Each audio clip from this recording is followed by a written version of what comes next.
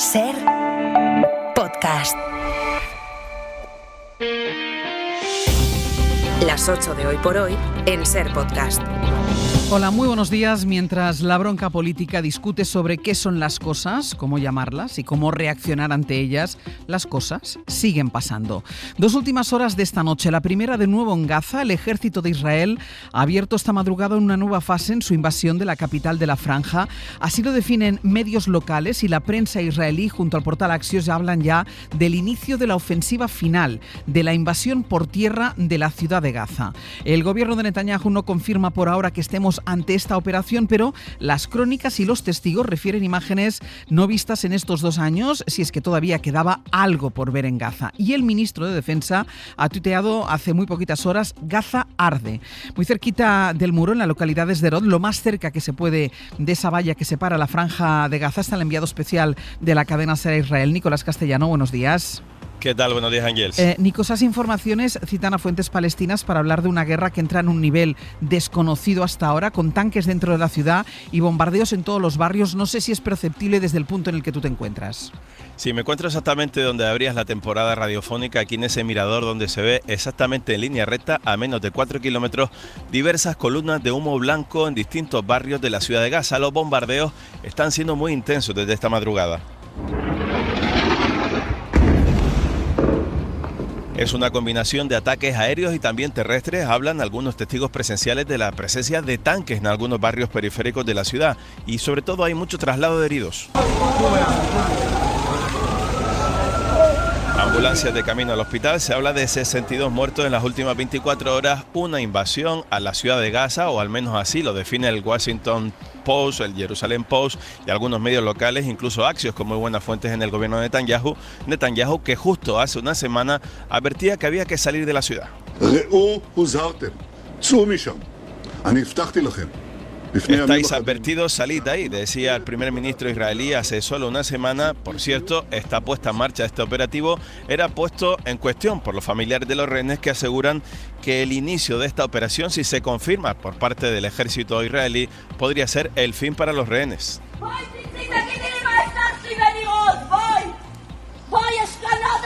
Los vecinos de la casa de Netanyahu allá en Jerusalén veían cómo llegaban los familiares de los rehenes para acampar. Hay tiendas de campaña delante de la casa de Netanyahu para protestar por esta ofensiva.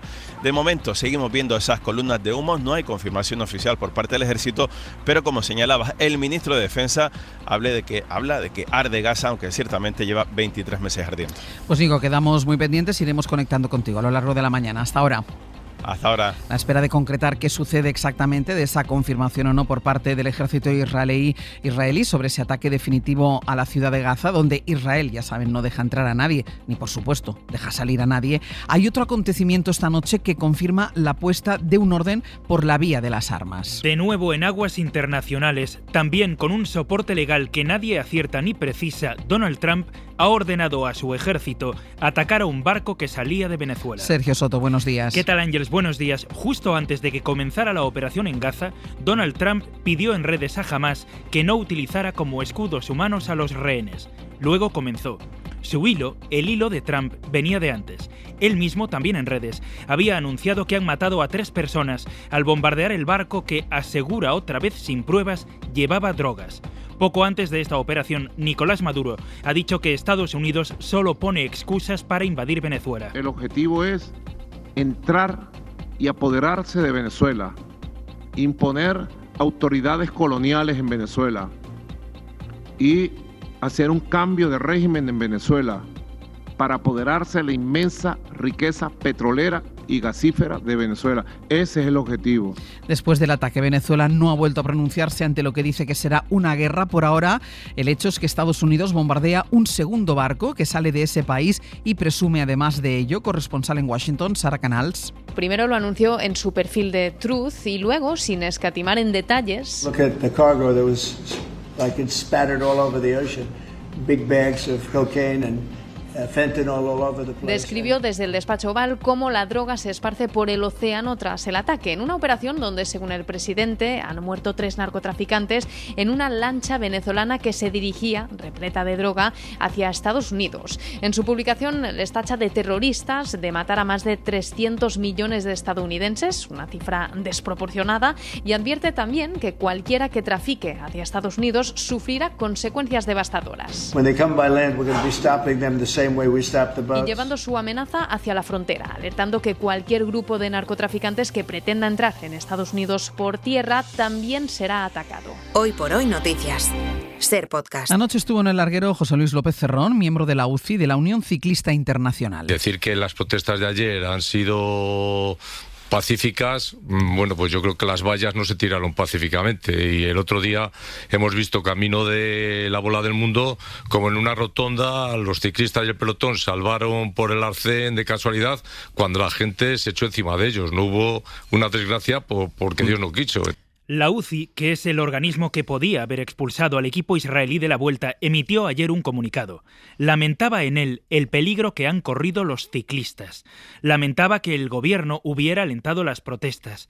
Lamentaba también que eso pone en duda, así decía, la capacidad de España para organizar grandes eventos.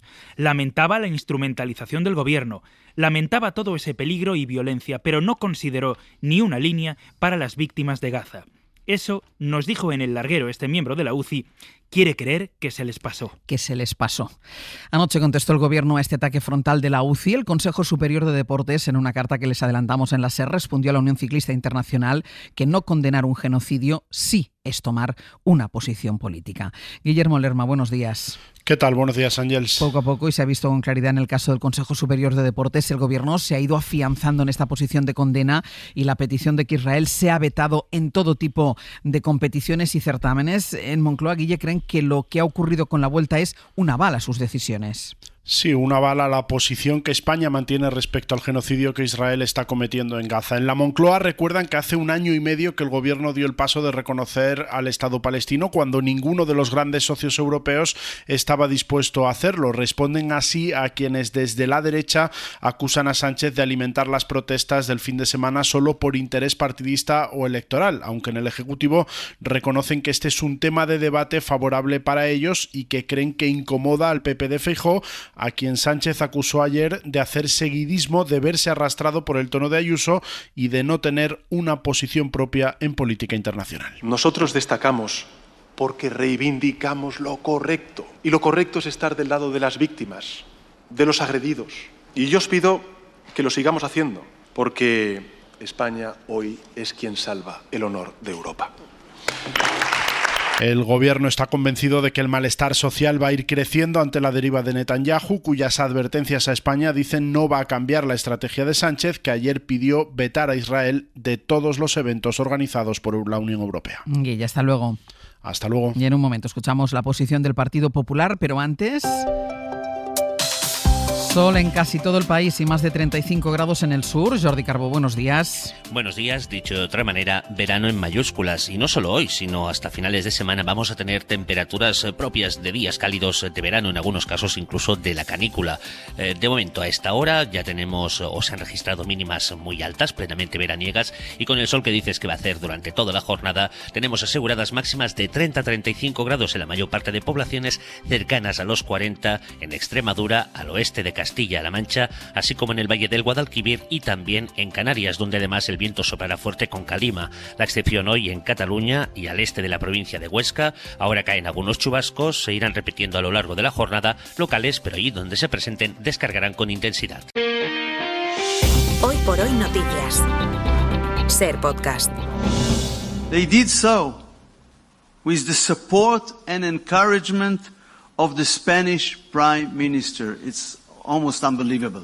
Hoy el Ministerio de Exteriores va a convocar a la encargada de negocios de la Embajada de Israel en España por esto que dijo ayer el ministro de Exteriores hebreo, porque hemos sabido a estas alturas que a Israel le preocupa la violencia contra ellos. Aseguró el jefe de la diplomacia de Netanyahu que el presidente del gobierno español y sus ministros comunistas alentaron la violencia política por lo ocurrido en la Vuelta. Es el mismo término que emplea aquí, en España, Alberto Núñez Feijóo. Es violencia política impedir que una competición deportiva termine. Es violencia política. Porque hay un PP que cree eso.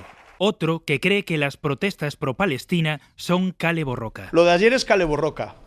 Por eso lo ha aplaudido en el día de hoy Arnaldo Otegi.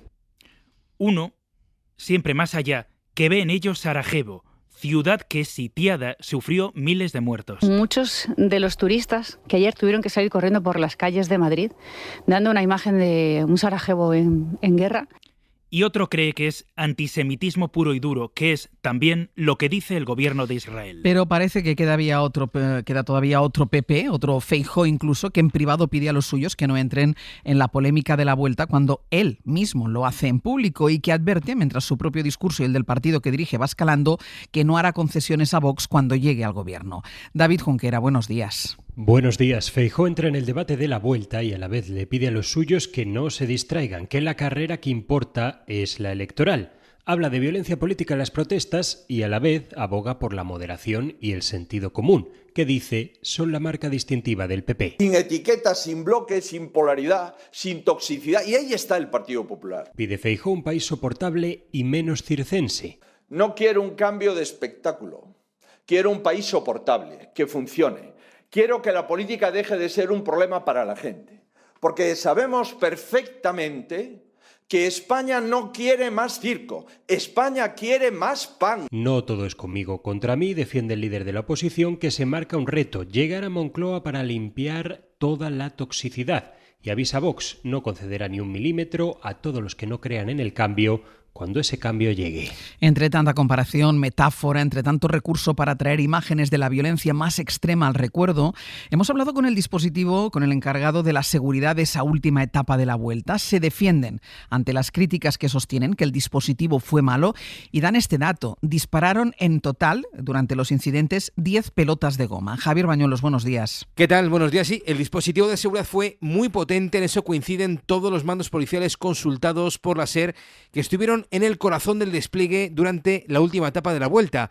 La Policía Nacional tenía información exacta de las zonas calientes y fue informada a la vuelta en tiempo real para corregir el recorrido de la etapa en función del riesgo. La policía les garantizó que podían llegar a metas sin incidentes porque habían diseñado un círculo de protección. De hecho, había 14 unidades de antidisturbios para asegurar esa llegada a meta. Según coinciden diversas fuentes policiales, los manifestantes estaban muy bien organizados. En una acción perfectamente sincronizada, ocuparon la calzada de forma simultánea en Atocha, Colón, Cibeles y Callao. Fue un plan perfectamente coordinado, según estas fuentes, que aseguran a la SER que difícilmente más agentes habrían evitado esa invasión, porque si hubiesen cargado de forma masiva habría sido una masacre. Y fuera de la vuelta, y después de la petición de Sánchez de que Israel quede fuera de toda competición, hoy Radio Televisión Española va a decidir qué hace con Eurovisión. En la corporación dan por hecho que saldrá adelante la propuesta de su presidente. España no se va a presentar a Eurovisión si Israel sigue participando en el concurso. Seríamos el quinto país que toma esta decisión y el más importante para el certamen que lo ha hecho hasta ahora. Mariola Lurido. 48 horas después de lo de la Vuelta Ciclista, el Consejo de Administración de Radio Televisión Española aprobará esta mañana la propuesta del presidente José Pablo López de no participar en Eurovisión si concursa Israel. Saldrá adelante por amplia mayoría, con el voto a favor de los consejeros nombrados por el PSOE y sus socios frente a los 4 del PP.